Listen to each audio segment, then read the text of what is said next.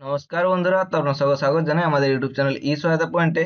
তো আজ আমরা নতুন একটা ভিডিও নিয়ে চলে এসেছি। ভিডিওটি শুরু করার আগে জানিয়ে রাখি, যারা আমার চ্যানেল নতুন, চ্যানেল সাবস্ক্রাইব করে দেবেন, ভিডিওটি ভালো লাগলে অবশ্যই লাইক করবেন। তো আজকের যে ভিডিওর বিষয় সেটা হচ্ছে যে পিএম কিষাণ কিংবা ওএসএস স্কলারশিপ সব ক্ষেত্রে কিন্তু এখন আপনাদের ব্যাংকে শেডিং কিংবা এমপিসিআই লিঙ্ক যেটা বলে থাকে সেটা কিন্তু সব ক্ষেত্রেই লাগছে। তো যাদের পিএম কিষাণের টাকা ঢোকেনি ব্যাংকে শেডিং কিংবা এনপিসিআই লিঙ্কের কারণে, যাদের ওএসএস স্কলারশিপের টাকা ঢোকেনি ব্যাংকের লিঙ্ক কিংবা এনপিসিআই আপনাদের এনপিসিআই লিঙ্কের কারণে, তো তাদের জন্য বলে রাখি এনপিসিআই লিঙ্ক কিন্তু এখন আপনি নিজেই করতে পারেন, ব্যাংকের কিন্তু আর কোনো দরকার নেই। তো দেখতে পাচ্ছেন যে ওয়েবসাইট সেখানে চলে এসেছি। এখানে আপনাদের দেখিয়ে রাখি, একটা আগে আমরা আধার কার্ড এসে লগ ইন করে দেখাচ্ছি যে ব্যাংকে যে শেডিং সেটা আপনাদের দেখায় যে কি আছে বা কি করে হচ্ছে। তো দেখতে পাচ্ছেন লগ ইন অপশানে ক্লিক করব, আধার কার্ডটি এখানে লগ ইন করবো। আধার কার্ড লগ ইন করার পর দেখতে পাচ্ছেন ব্যাংক শেডিং আমাদের এখানে দেখছে বঙ্গীয় গ্রামীণ বিকাশ ব্যাংক।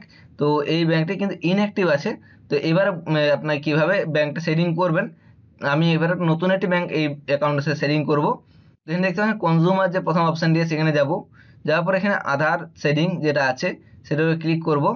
সেটা ক্লিক করার পর আপনারা এখানে যে আধার শেডিং অ্যান্ড ডিশেডিং আপনি এখান থেকে দুটোই করতে পারেন। তো এখানে যাবেন, আপনার আধার নাম্বারটি দেবেন। এখানে আধার নাম্বারটি দেওয়ার পর আপনার যে এখানে মেন আধার নাম্বার সেটা দেবেন। তারপর হচ্ছে আপনার যে শেডিং কিংবা ডিশেডিং আপনি যেটি করতে চান সেটা এখানে দেবেন। তা আমি এখানে শেডিং করার জন্য যেহেতু শেডিং অপশানে ক্লিক করব।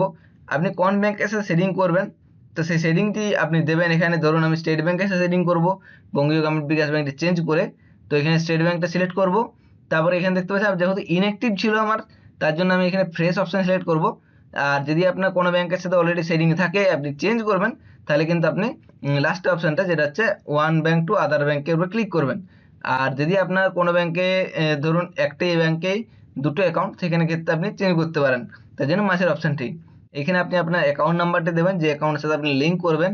তো কনফার্ম অ্যাকাউন্ট নাম্বার যেটি আছে সেটার উপরে ক্লিক করবেন। সেটা দেওয়ার পর আপনি নিচে ক্যাপচার কোড আছে, ক্যাপচার কোডটি দিয়ে দেবেন। ক্যাপচার কোডটি দেওয়ার পর আপনার কিন্তু সাবমিট অপশানটি চলে আসবে। তো এখানে অ্যাকাউন্ট নাম্বারটা আমি দিয়ে দিচ্ছি। তো অ্যাকাউন্ট নাম্বারটা দেওয়ার পর দেখতে পাচ্ছেন হেয়ার বাই ডিক্লেয়ার, যেটা ডিক্লারেশনের টিক চিহ্নটা দেবেন। ডিক্লারেশন টিক চিহ্ন দেওয়ার পর আপনি ক্যাপচার কোডটি দেবেন, সাবমিট অপশানে ক্লিক করবেন। নিচের দিকে আসবেন, দেখতে পাচ্ছেন স্ক্রোল ডাউন করে, তো এখানে আই এগ্রি বলে অপশান আছে, সে আই এগ্রিটার উপর ক্লিক করবেন।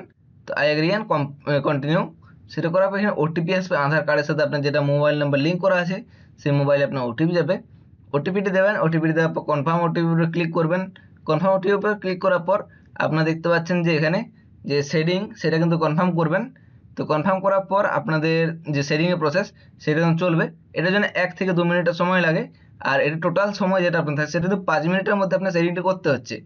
এখানে দেখতে পাচ্ছেন যে বঙ্গীয় গ্রামীণ বিকাশ ব্যাংক থেকে অটোমেটিক্যালি ইনস্ট্যান্টলি আমাদের চেঞ্জ হয়ে স্টেট ব্যাংক হয়ে গেছে।